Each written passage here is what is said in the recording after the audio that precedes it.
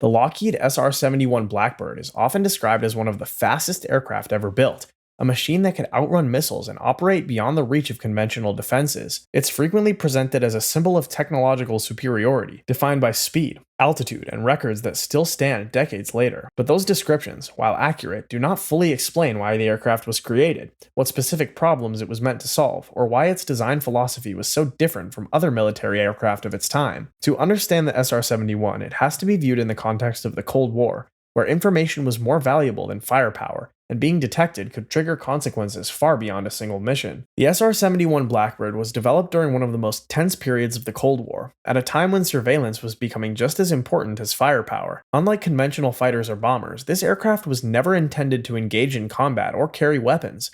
Its purpose was far more specific. It was designed to gather intelligence deep inside hostile territory and return without being intercepted. This requirement shaped every aspect of the aircraft from the very beginning. The program was carried out in strict secrecy by Lockheed Skunk Works, a division already known for pushing the limits of aviation technology. Even within the US government, knowledge of the aircraft was tightly controlled. Early versions of the program operated under different designations, and for years its existence was either denied or only partially acknowledged. This level of secrecy was not just for strategic advantage, but also because the technologies being developed were far beyond what was publicly understood at the time. At its core, the SR-71 was built around a single operational idea.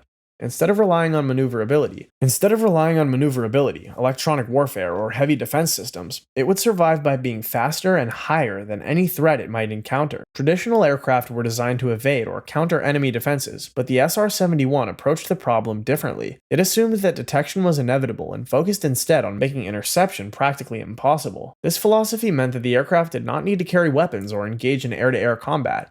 It was not built to dominate airspace in the way large superiority fighters were. Instead, it functioned as a high-speed recon platform, capable of entering contested areas, collecting critical intelligence, and exiting before defenses could respond effectively. The absence of offensive capability was not a limitation, but a deliberate design choice aligned with its mission. The result was an aircraft that operated outside the norms of traditional military aviation. It was not defined by firepower or versatility, but by its ability to perform a single role under extreme conditions with a very high success rate. The US did not just build another aircraft during this period. They developed a system that approached the problem of survival in a completely different way, creating something that adversaries could detect, but ultimately could not stop. Speed was the defining characteristic of the Lockheed SR-71 Firebird, and it was not included as a performance advantage in the traditional sense. It was the foundation of the aircraft's entire survival strategy. While most military aircraft are designed to balance speed with maneuverability, weapons, and endurance, the SR-71 prioritized velocity above almost everything else. Its operational cruising speed exceeded Mach 3, meaning it could travel at more than 3 times the speed of sound for extended periods, not just in short bursts. This level of performance placed it in a category that very few aircrafts have ever reached. At those speeds, the SR-71 was not just faster than enemy fighters, it was also faster than many of the surface-to-air missiles designed to intercept it. In practical terms, this changed how missions were flown. Instead of avoiding threats through evasive maneuvers or electronic countermeasures alone, the aircraft relied on maintaining and increasing speed as its primary defense. If a missile launch was detected, the response was not to turn away or descend, but to continue accelerating and extend the distance between the aircraft and the threat. Achieving this required a highly specialized propulsion system. The engines were designed to operate efficiently at extreme speeds and altitudes, transitioning from conventional turbojet behavior at lower speeds to a ramjet-like effect as velocity increased. This allowed the aircraft to sustain high-speed flight over long distances, something that most fighters could not do without rapidly exhausting fuel or overstressing their engines. The result was a platform that could enter contested airspace, complete its mission, and exit before interception became viable. The emphasis on speed also influenced how the aircraft was used strategically. Missions were planned around maintaining high velocity for as much of the flight as possible, minimizing time spent in vulnerable conditions. The aircraft did not loiter, engage, or adapt dynamically in the way other platforms might. It followed a precise flight profile where timing, altitude, and speed were all carefully controlled to maximize survivability. In this context, speed was not simply a specification or a record-setting feature. It was the central solution to the problem the aircraft was designed to solve. If a missile was launched, The solution was not to turn or evade in the conventional sense. It was to accelerate, extend beyond the reach of the threat, and continue the mission with minimal disruption. Operating at extreme speed and altitude imposed conditions on the Lockheed SR-71 Blackbird that were fundamentally different from those experienced by conventional aircraft. At cruising speeds above Mach 3, aerodynamic friction generated immense heat across the airframe. Surface temperatures increased to several hundred degrees Celsius, particularly along the leading edges and fuselage. This was not a temporary spike during acceleration, but a sustained condition throughout most of the mission profile. As a result, the aircraft had to be constructed from materials capable of maintaining structural integrity under continuous thermal distress. One of the direct consequences of this heat was thermal expansion. The aircraft was designed with tolerances that accounted for the expansion of its structure at high speeds. On the ground, before takeoff, this meant that panels did not fully seal in the way expected of typical aircraft. Fuel would visibly leak from the airframe while it was stationary or taxiing. This was not considered a defect, but an intentional aspect of the design. Once the aircraft reached operational speed and temperature, the expansion of the structure would seal those gaps, allowing the fuel system to function normally under high temperature conditions. The fuel itself also played a role in managing heat. It was formulated to remain stable at high temperatures and was circulated through ports of the aircraft to absorb and dissipate thermal energy before being burned in the engines. This integration of fuel and thermal management systems highlights how the aircraft functioned as a complete system rather than a collection of separate components. Each element was designed with the expectation that it would operate under extreme and continuous stress. The environment inside the cockpit presented its own challenges. At altitudes exceeding 80,000 feet, atmospheric pressure is too low to support normal human function. In the event of cabin depressurization, loss of consciousness would occur almost immediately. To address this, pilots wore full pressure suits similar to those used in spaceflight. These suits provided life support and protection in case of sudden pressure loss, ensuring that the crew could survive long enough to descend to safer altitudes. These combined factors illustrate the operating reality of the aircraft. At full speed, the structural, thermal, and human limits were all being approached simultaneously. The aircraft was not simply flying faster than other platforms. It was operating in an environment where conventional assumptions about aircraft design no longer applied, and where sustained performance depended on managing conditions that would normally be considered beyond operational limits. Operating the SR-71 placed demands on its crew that went far beyond those of conventional military aviation. While the aircraft itself was engineered to handle extreme speed and altitude, the human element remained a critical limiting factor.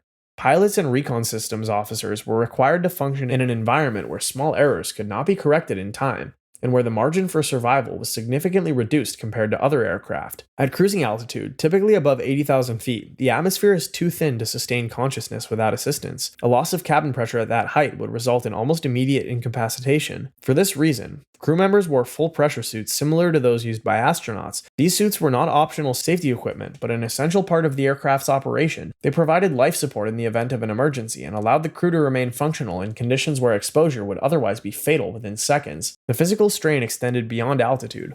Long-duration missions at high speed required sustained concentration and precise coordination between the pilot and the systems officer. Unlike traditional combat aircraft, where maneuvering and visual engagement play a significant role, the SR-71 relied heavily on the pre-planned flight path and accurate navigation. At speeds exceeding Mach 3, the aircraft covered vast distances in very short periods of time. This meant that any deviation from the intended route had to be identified and corrected almost immediately. Navigation at these speeds required a level of precision that left little room for delay. Ground features passed too quickly for visual reference, and the aircraft depended on advanced navigation systems to maintain its course. Even with these systems, the crew had to continuously monitor and verify their position. A minor miscalculation or delayed input could result in the aircraft being miles off course before corrective action could be taken. This operating environment defined the role of the crew.